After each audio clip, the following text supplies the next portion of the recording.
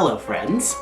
So sometime last week I put out a poll on my Instagram story asking if anybody would like to see more videos about antiques and things I get from consignment shops, as I am frequently inside a consignment shop and or browsing vintage shops online. Something I've always been a big fan of is things from the past. As a teenager, I liked to hang out in graveyards. I still do. Something about things from the past, finding new meaning and new value for someone in the present really appeals to me. So I thought, because it seemed like something a lot of people wanted to see, I thought I would share with you guys some of the fun things I got from the consignment shop recently. This is gonna be a bit of a small haul, kind of a weird one. Not all of these items are gonna be from the same trip. Last time I went, it was a bit of a quick endeavor. I was buying a big piece of furniture, so I didn't have a lot of extra funds or extra space in my car, if I'm being real. Video coming soon on restoring that piece of furniture, so be on the lookout for that. So I thought today it would be fun to kind of do a quick little haul and show off the cool things that I got last time I was at the consignment shop, and also some of the things that I've bought in the past that I really like. As a side note, I've been wicked into sea shanties lately. I know everyone else has. This is something that I never thought I would think about again, but spent most of my preteen life really enjoying pirate music. So I've been pretty excited to see it resurface. Some of you may know that one of my favorite television shows of all time is Le Trailer Park Boys. You can probably tell where I got my opening from now, but they just dropped a sea shanty and it slaps. May the cavemen come with birds and mice and some tasty nums. One day when the critters come, we'll eat till our bellies are full.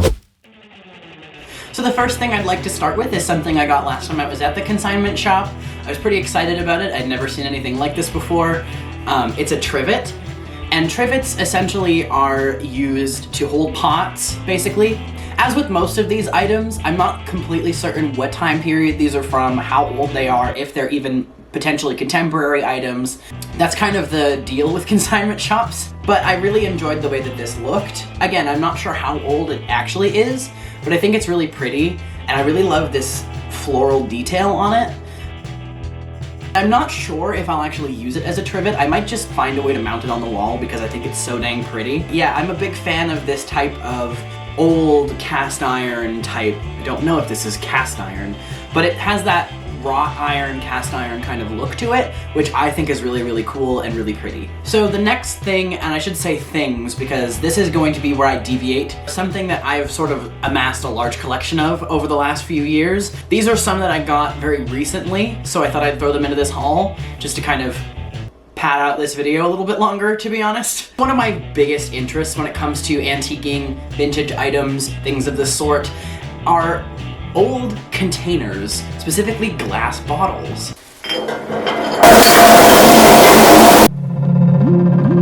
My favorite consignment shop where I source most of my antiques and vintage items is pretty overrun with glass bottles, if I say so myself. Every time I go in there, there's some new ones and I have a really hard time passing them up. These are some of the weird containers I've amassed over the last couple of months. I'll start with this one. This is a Jenny Lind Swedish Nightingale bottle. Jenny Lind was an opera singer, and from what I've been able to gather, these were essentially collector's items that were made with the purpose of promoting this opera singer. This is the front. It has a little impression of what I'm assuming is Jenny Lind, and it says her name on the top, and on the back it says the Swedish Nightingale. Oh, you can't really see that. Oh well.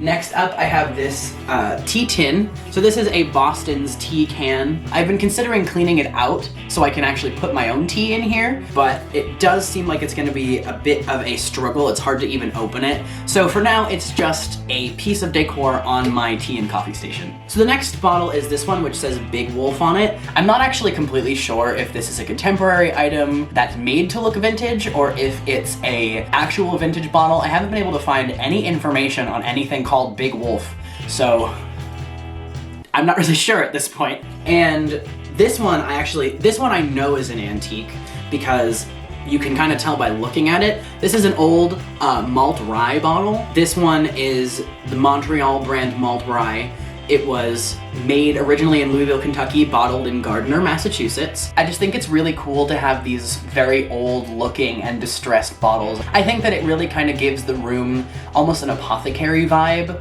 I think that's really cool to just kind of have them out, especially in a kitchen. So the last thing I wanted to show off is probably what I think is the most exciting, this clock. I'm high-key obsessed with this clock. Some of you may have seen it on my Instagram story multiple times because every time I go to the consignment shop, I stare at it and I think, wow! That clock looks a hell of a lot like the one they have at the Black Monk House. Anybody watch Paranormal Lockdown? Remember that episode? Looks a hell of a lot like that clock. I thought it was the same clock, but I don't think it is. But I still think it's pretty cool, and who knows, maybe it's haunted. Maybe someday these little balls will start spinning around on their own, just like it did at the Black Monk House. I understand some of you may think I'm inviting a demon into my house. I'd like you all to know that the answer is yes, I am inviting demons into my house.